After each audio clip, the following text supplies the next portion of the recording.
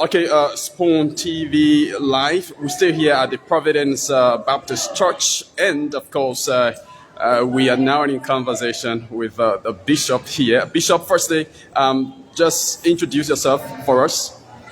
Well, good morning. I'm not a bishop. I'm Reverend Sam Reeves. I'm Okay. the pastor of the historic Providence Baptist Church. I'm also the president of the Liberia Council of Churches.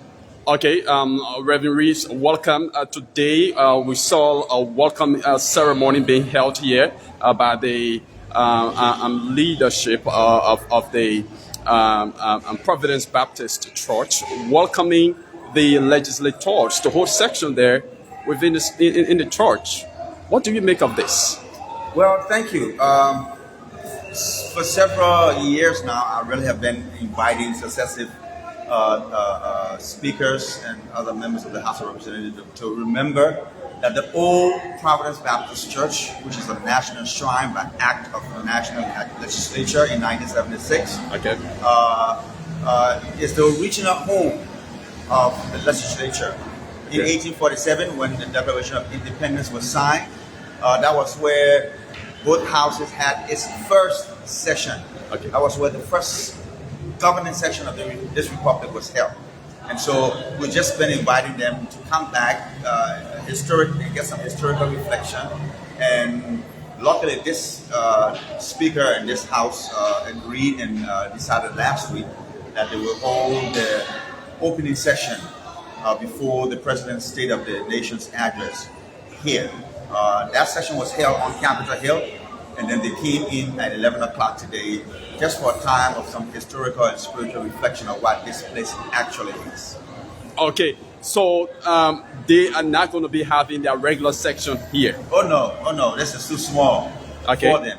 They just came to get some historical and spiritual reflection of what this building is all about. This building, one, is the National Shrine.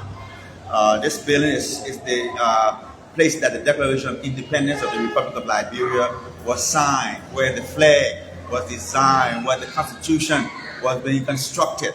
All happened here. So this is the birthplace of the Republic of Liberia. To see them in a sense of nostalgia, to come back and remember where they've come from, pleases our heart. Okay, so I mean, lastly, what do you make of the activities of the legislature, the former manner in which they have been proceeding in recent time, especially this 55th national legislature? Well, let me put it this way. Part of our task as the church, and I will be speaking more as the Liberia Council of Churches, is to help all three branches of government, to help people in power to hold their feet to the fire, to do good and right by the people that God entrusts them to govern.